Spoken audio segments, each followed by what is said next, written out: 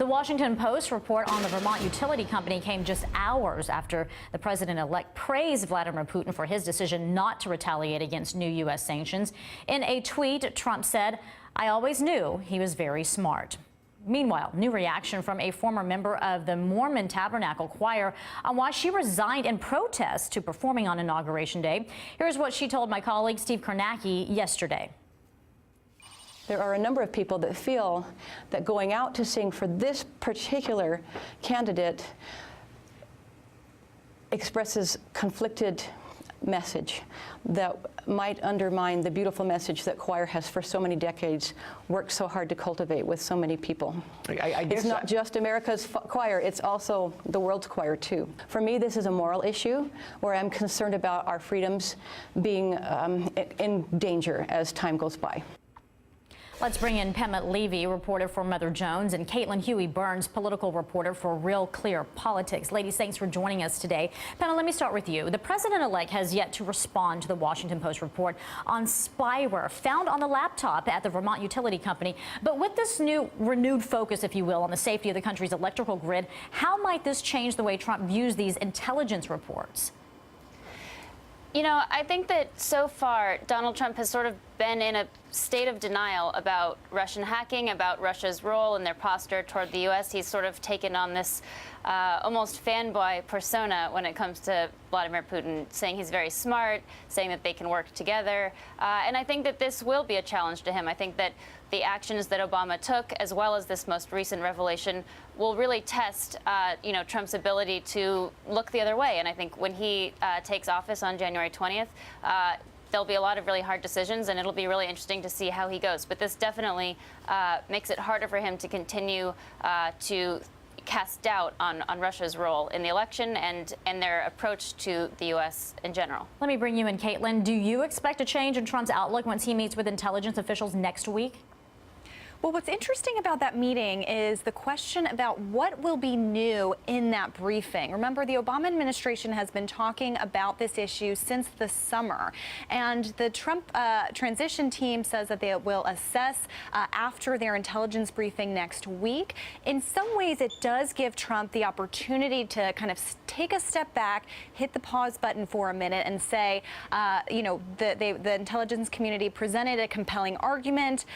Here's what I've learned. This is what I think now. But given his recent tweets, given everything that we know about his position on Russia so far, that does seem unlikely, even for a person who is known to surprise us a bit. But it will be interesting to see, what new comes out of that meeting, given that they've been briefed for several months now. Yeah, we're all looking forward to that meeting, to hearing something in detail as to what new is out there. Pema, when it comes to tossing out these Russian diplomats, right, is there any clear strategy from the Obama White House? There's not many days left with this administration. So what's the move? What's the move next? Yeah, I think that this is a clear signal that I think they're trying to send. Obviously, President Obama is a lame duck president. There's only so much he can do. There's only so much time he has. But he does want to send a message that, look, you can't interfere in our elections. You can't, be potentially hacking into our utilities without repercussions, that we are taking this really seriously. And I think, security experts and officials are pretty unanimous that this is, given the circumstances and given the constraints that the president is working under, this is a pretty significant step that he took to prove that he's serious. And, it also puts Trump in a tight spot. It sort of forces his hand when he takes office that he has to also take this seriously. And if he doesn't, that will be a big deal. It will be a historic thing if Donald Trump invites those diplomats back into the United States.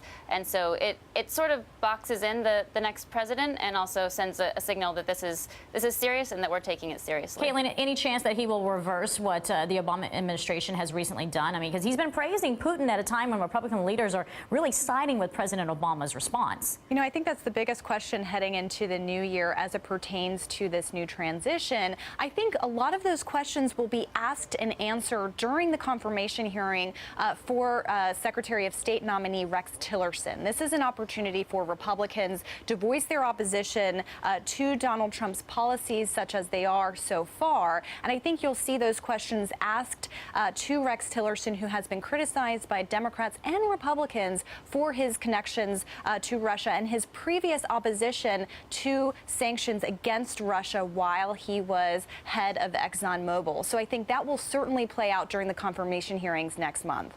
Trump has been praising Putin for not retaliating against the Obama response. Do you think Putin is playing the U.S. and Trump in particular? Caitlin, let me ask you that. Sure. I think there are a lot of questions about what Putin's next moves are. Certainly, his position was taken as a slight to the Obama administration, kind of saying, your tenure is over. We're kind of moving on to the next.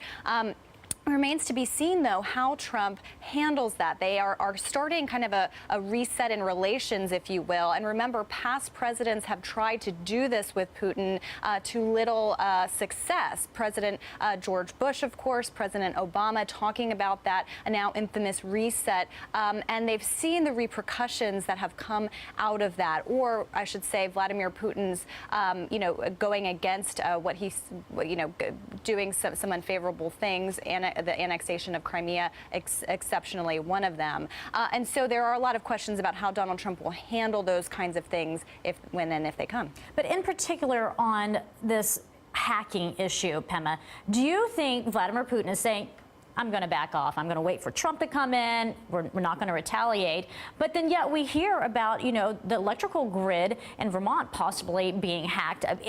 Is he possibly saying one thing with a PR stance of everyone saying, oh, maybe he's turned a new leaf, but then yet doing another?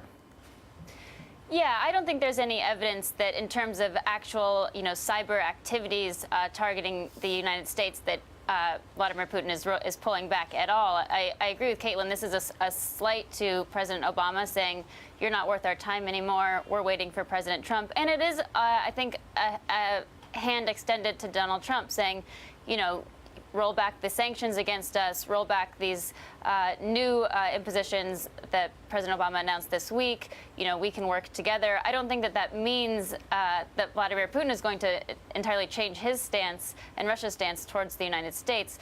But it is a way to, to begin to forge a relationship with Trump. And I think the fear is that will be a relationship in which Vladimir Putin tries to manipulate Donald Trump. And I think that there's a fear of, they call each other smart. They sort of have this fanboy relationship with each other. I think that there's a fear that Donald Trump will sort of walk into this, a reset of his own with Russia and end up being manipulated by Vladimir Putin. And so that's the fear, I think, at this point. But I don't think that there's any evidence that Putin is going to actually change his strategy in terms of, the cyber attacks that his country has been waging. Interesting conversation. Ladies, thank you so much, Pema and Caitlin. Happy New Year. You too.